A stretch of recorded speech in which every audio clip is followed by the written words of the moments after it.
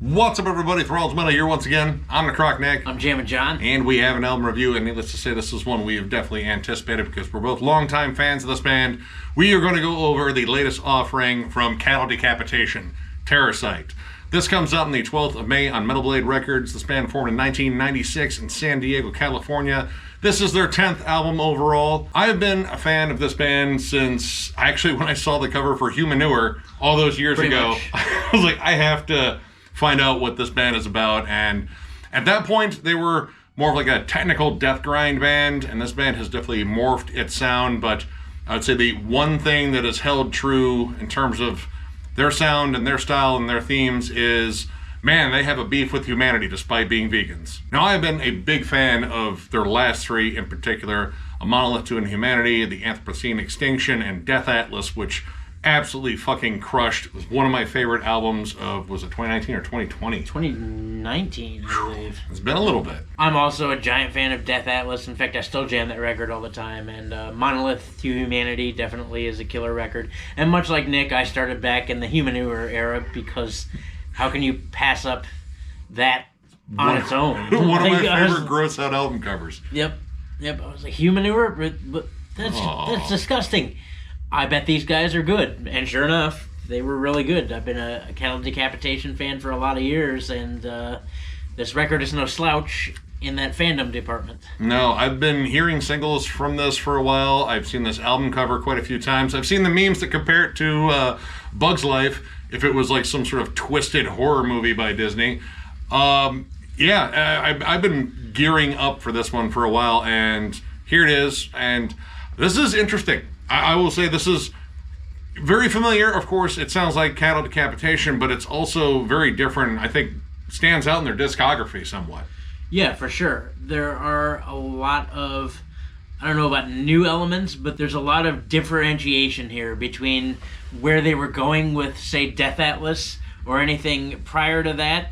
It kind of hangs on to things more like groove versus crazy fast blast beats all the time. And I'm a huge fan of groove, so I mean I can't really say anything negative on that factoid. I'm right there with you. I noticed that, like, especially when you get down to like Scourge the Offspring, The Insignificance, and The Storm Upstairs, this 3-song run, you know, it kind of sets you up for a good chunk of what's on here, which is a lot of cool syncopated groove. There's a lot of stuff on here that I would compare to a different kind of beheading with Decapitated, and it's really done well. I mean, of course it's done well. This band's, you know, a bunch of fucking pros, but it's really interesting to hear a bit of a shift from maybe Death Atlas, because there are elements on here that are very familiar to Death Atlas. Correct. Namely, you know, Travis's increasing vocal range. This guy seems like he can do just about anything with his vocals. I'm reasonably sure he can, because once again, he's all over the map. Deep roars, fucking blood-curdling blackened screams, his token goblin cleans are all over here, possibly more prominent than ever. And once again, there are some actual cleans, like ones where he's not doing the goblin voice, which that's the only way I can describe that. But The Insignificance and the last track, Just Another Body, has, like, again, his more like dreary gothic delivery, like, you know, somewhere between like David Bowie, David Gahan, and Pete Murphy. Like, it's more of that like kind of goth rock sound, but I don't know, mixed in with all this insane fucking metal that's going on here. A lot of this record is more mid-tempo. I was kind of pleased and maybe displeased to find. I don't want to say, again, it's a negative, because it's definitely not. These guys whoop ass at everything they do. But, like, a lot of this is slower. Yeah. There are definite blasty moments, of course, in the single We Eat Our Young, in Aphotic Doom. And there are blasty moments, I think, scattered just throughout this record. But in those few songs, Scourge of the Offspring, The Insignificance, The Storm Upstairs, Dead End Residence, I mean, most every track has a lot of mid-tempo groove.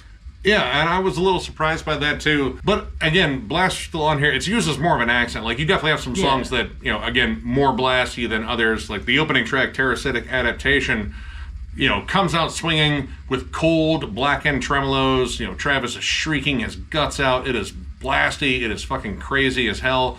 But then it settles into this kind of like, you know, nice death metal groove around the bridge. And as the album goes on, you notice the groove sort of takes over. But it isn't like just like standard grooves. Like, again, this band is heavy into syncopation. You have like clever off-time rhythms on here. Really crazy fucking like riff syncopation too. Like between the guitarist and the drums, man, it is fucking tight. Yeah, dude. I mean, you got that crazy fast triple picking, and just the kick drum follows all of that note for note, rhythm for rhythm. It's crazy how much the rhythm guitars and the drums really sync up with one another. Yeah, like the Storm Upstairs, man, there are some ridiculous like heavy machine gun chugs in there, almost kind of like, you know, going back all the way to like Fear Factory's Demanufacture and shit. And there's even some more brutal death metal elements on here, like Aphotic Doom. I know it's supposed to be aphotic, but it's separate on here in terms of like A and then photic. And Dead End Resonance, which honestly kind of has like a more hardcore groove to set it up. Like even the vocal cadence is a little bit more of that sort of in-your-face sort of hardcore style. And cadences on here are such a treat because, again, not only can Travis project his voice in a lot of different manners, he can also like put in some really cool cadences in terms of like accenting the riffs, the cymbals, anything. Like this band has such an awesome vocalist that he creates like a lot of different dynamics to play off of, and he can completely change the mood of a song with one of these wild vocal flips. Another thing that there is on this record that has kind of peeked its head in at times is more melody. And not only is there more melody, but it seems like every time Travis does his goblin vocals, it's surrounded by a bunch of lush melody. That was definitely something I noticed, and I definitely think is a big carryover from Death Atlas. You know, the goblin cleans are way more prominent again. They are all over here. Sometimes I feel like they're a little bit shoehorned in, but there are times in here where they contribute massively, especially on Aphotic Doom. I like how it's very subtly used in the background towards the end, but the song remains just brutal as hell throughout.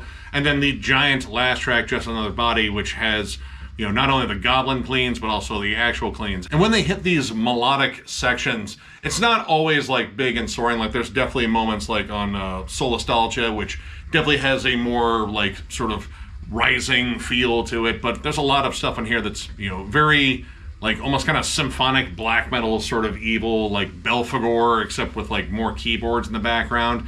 And I don't know, I like it. It's definitely, you know, I wouldn't say a new wrinkle, it's just one they're employing a little bit more. Honestly, I'm just gonna go ahead and say it. I think this might be their most accessible record yet. And I know like accessible is a dirty word in terms of extreme metal to some people. Boo! I know, but it's done well. It's still brutal as hell. Like, this is still a super heavy album. Like, don't get it fucking twisted. Like, it's like, oh, they fucking pussed out and wrote a load or reload album.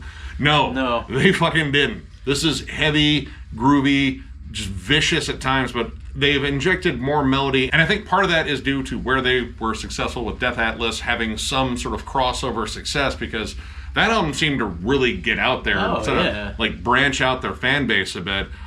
I think they wanted to naturally repeat that formula a little bit, but also, you know, employ some different tactics, like namely kind of slowing the pace like a smidge, because again, even though it's groovy, it's still moving fucking fast as hell. The drum work in here is absolutely insane once again. But accessibility, it's not necessarily a dirty thing. Like, this is, you know, maybe like the most extreme version of like bands like Lamb of God or Gojira at times when it's at its most accessible.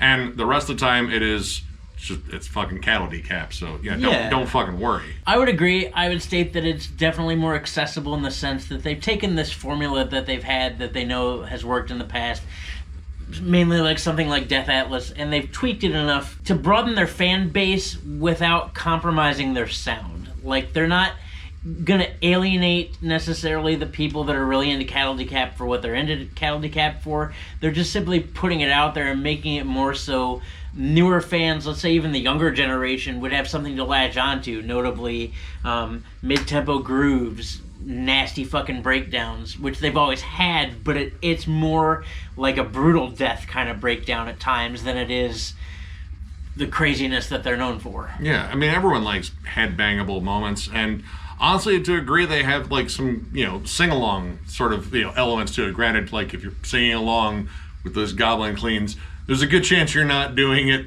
very well, because I don't know how the fuck he does that voice. It's weird because you've seen him. Right, I've seen it, and I never would have believed it to be him actually doing it if I hadn't seen it live. Like, I always thought it was some stupid filter, like, oh, that's cool. No, I've seen him do it. He just throws a little reverb on it. Doesn't make any fucking sense to me. But it's there. It's again, something unique about this band, and again, it gives them their own unique melodic flair. Like, they're not writing hooks like, you know, again, like I brought up, like Gojira. Like, yeah, they're kind of similar in tone sometimes, but his unique voice and the fact that this band is so outright brutal and crazy still makes it very much appealing to, you know, fans of extreme metal. Like, again, it's just notably more catchy this time. Yeah. And it does get pretty adventurous too. The last track being over 10 minutes, Just Another Body, I would say kind of borders on prog a little bit. The way the song builds up with its, you know, like pianos and synths and sort of like building the mood. Honestly, it kind of feels like a Hitchcock flick right away. It like, does. You know, driving on a rainy night to some fucking abandoned mansion. Like, oh, I was greeted by a family. And, you know, then you go into town and say, oh, no one's lived there in years. The place is haunted. Oh, watch out for the birds. Yeah, and I thought the last track, too, more so than pretty much anything on the record, was where the darkness was. Yeah. Dark, sullen. You got strings and piano going on. There's this whole vibe, and it's kind of a slow burn in the beginning too. Like, it takes a good probably 2.5 minutes to get to the actual point where the riff kicks in. But even then, even after the riff kicks in, it still doesn't lose that dark atmosphere. Like, it still stays more melodic and more emotive. Yeah. Honestly, I like the fact that they essentially just play the same melody, you know, in like different sections, but just with like different styles. Like, sometimes they just tremolo pick it, sometimes they chug it down. Like, there's like a really good mid-tempo section on here where they sort of just double time through it, but they kind of like chug it up a little bit. But it's the same melody, it's that same dreary melody. And when you get to the end, which is absolutely epic, and you get those really cool sort of groaned gothic cleans, it's honestly, it feels like, you know, kind of like Death Atlas was like the giant lament for humanity because we're such giant pieces of shit. That's probably not going to change. So, you know, hey, keep trying, Travis. Maybe they'll get through on that message. But it doesn't seem like you like humanity that much anyway. So, I mean, I kind of get it. But you brought up that was one of the few moments where, like, the darkness really creeps in. And honestly, that was kind of something I noticed in here where, you know, from Monolith to Humanity on, they've injected a lot of black metal. And it's really done well. And it's always been kind of a cool blend because their style overall is, you know, death metal, technical death metal, death grind. I don't know, like, it kind of all of that. But when they added in black metal, they sort of wove it in there. They became like sort of like an interwoven blend of a sound.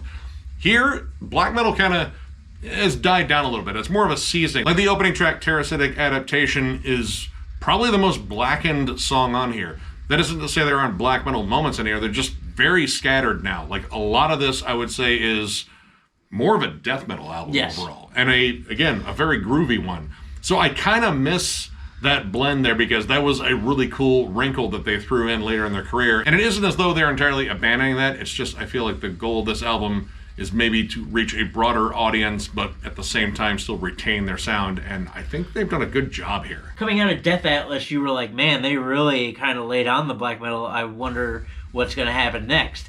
And for 3 albums to get so heavy with it and to have it so prominent in Death Atlas, to have it completely almost disappear was just kind of a shock. But at the same time, man, I dig this. I think this is really good. It's a different album. It actually surprised me somewhat in terms of like the direction they went. It's an interesting little turn in their career here, and honestly, I think it might pay off. So overall, I'm going to give it 4 stars. I dig this. It's riffy, it's catchy, more groove laden, and again, there are some elements that I miss in it, but what they've replaced it with is still very hooky, very eclectic. Again, Travis's fucking vocals, man, he is, I think, one of the best vocalists in extreme metal right now, and the fact that his vocal range allows the band so much dynamic to play with in terms of the songwriting, it really makes this band stand out, and I think they did a great job here.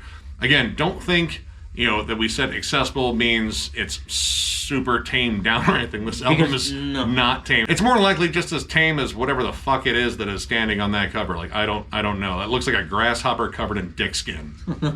No, seriously, Ben Scoter's artwork's always fucking awesome. I still dig it. It's just weird and kind of hard to look at. But yeah, 4 stars, solid fucking album. I agree with Nick, and of course I've been a fan of these guys for a very long time.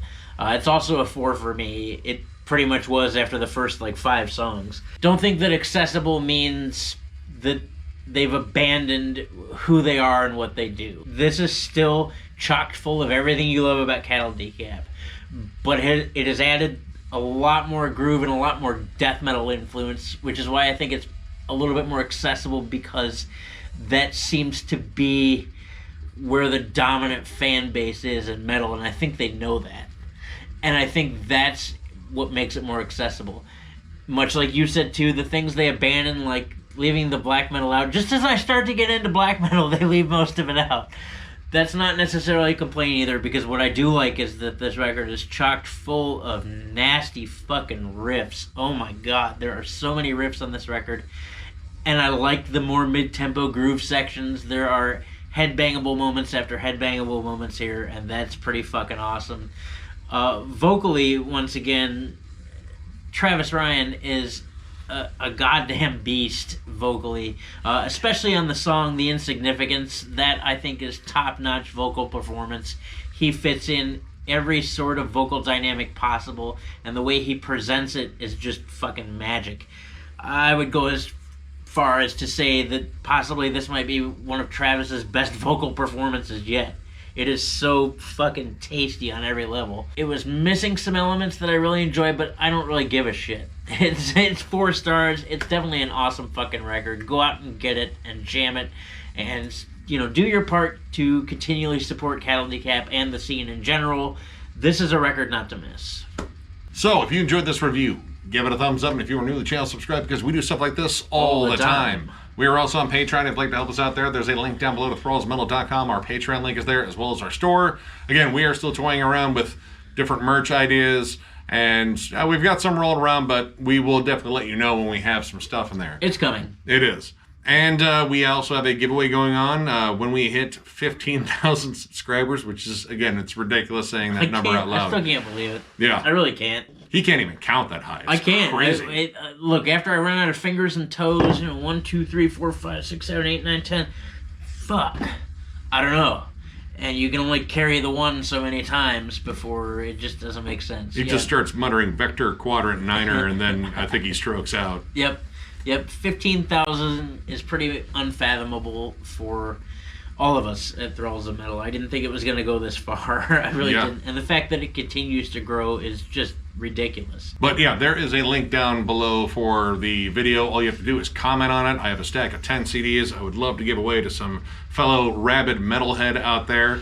And as soon as we hit that number, we're going to announce it, and one of you guys are going to win. So yeah, thank you all for getting us this far so we can do cool giveaways like this, and tons of stuff coming. Some interesting surprises along the way. Immolation ranking is coming. We have a date set to record that, and we have some other fun ones planned. So yeah, definitely stay tuned. And once again, thank you all so much, and we will catch you later.